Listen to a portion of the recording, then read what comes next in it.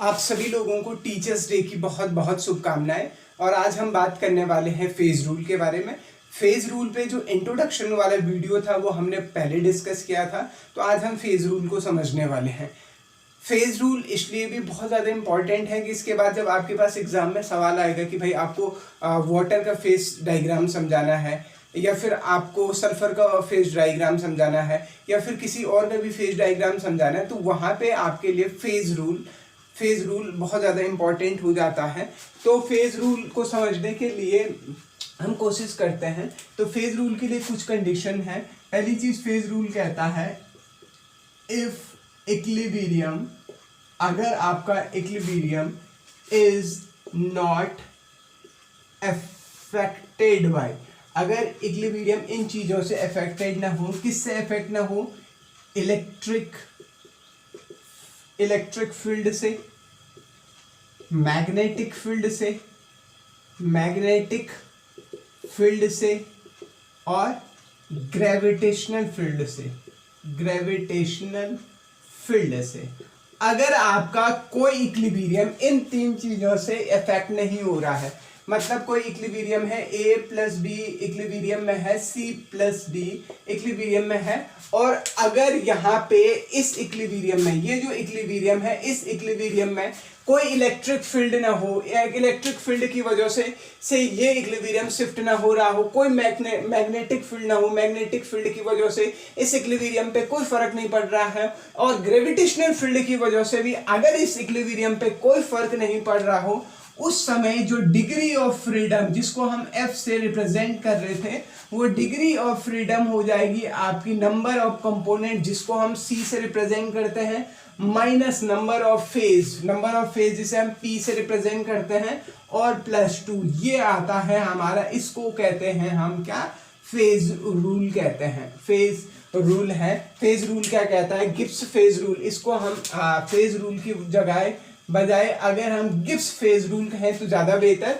तो अगर आपका equilibrium electric field, magnetic field और ग्रेविटेशनल फील्ड से अफेक्टेड ना हो, कोई फर्क ना पड़ रहा हो, उस सिचुएशन में जो नंबर ऑफ फेज होगा वो बराबर हो जाएगा F is equal to C minus P plus 2। इसको गांठ बांध लीजिए, इसको जो डिग्री ऑफ फ्रीडम होगा वो C number of component minus number of phase plus 2 के बराबर होगा। इसी को हम क्या कहते हैं, फेज रूल कहते हैं। अब इस फेज रूल को हम अप्लाई करके देखेंगे, और आपके पास पहले दूसरी चीज समझते हैं। जो ये जो फेज रूल है, इस फेज रूल की कुछ लिमिटेशन है।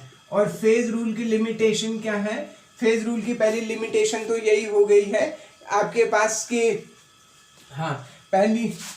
पहली जो आपकी लिमिटेशन वो है all the phase must be in same pressure.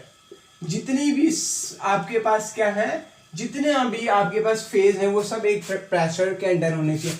मान लीजिए मेरे पास H2O लिक्विड है, ये इक्विलिब्रियम पे है 1 atm प्रेशर पे, और ये किस में कन्वर्ट हो रहा है, H2O गैस। ये इस तरीके से इनके बीच इक्विलिब्रियम है। तो उस स्थिति में इस फेज का और इस फेज का, दोनों फेज का प्रेशर क्या है, सेम है। तो जितनी भी फेज है वो सेम प्रेशर में होना चाहिए, ठीक है। There must be only 2 variable, सिर्फ 2 ही क्या होंगे,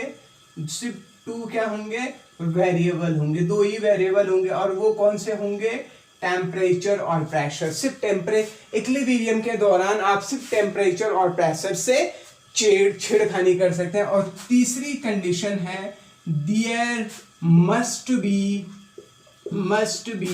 नो फ्यूगोसिटी और सरफेस टेंशन। अगर आपका इक्विलिब्रियम है, तो अगर आपके पास फ्यूगोसिटी है और सरफेस टेंशन है, तब आपका फेज रूल काम नहीं करेगा। तो ये लिमिटेशन ऑफ फेज रूल है। अब आपके पास कुछ एग्जांपल करते हैं, उस फेज रूल से रिलेटेड कुछ प्रॉब्लम को सॉल्व करने की कोशिश करते हैं। तो जो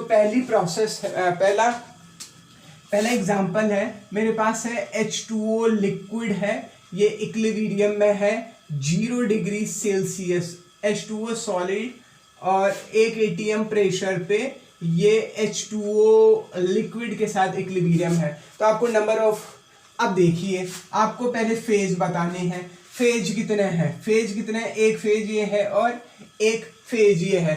फेज कितने हैं, 2 फेज हैं। देखो फेज कैसे कंसीडर करेंगे आप, जितने सॉलिड, देखिए किसी भी इक्वेशन में किसी भी केमिकल सॉलिड लिक्विड गैस आपको काउंट करना है, तो एक सॉलिड फेज में एक लिक्विड फेज में। फेज हो गया।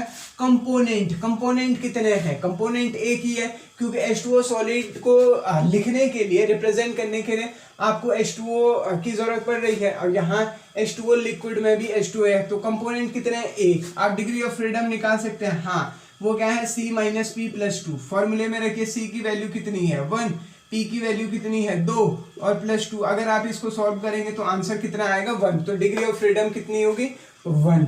मान लीजिए आपके पास गैस है, कोई गैस है जो मिक्सर है N2 एंड H2, N2 और H2 का मिक्सर है, आपको उस गैस में बताना है कि इसमें क्या है।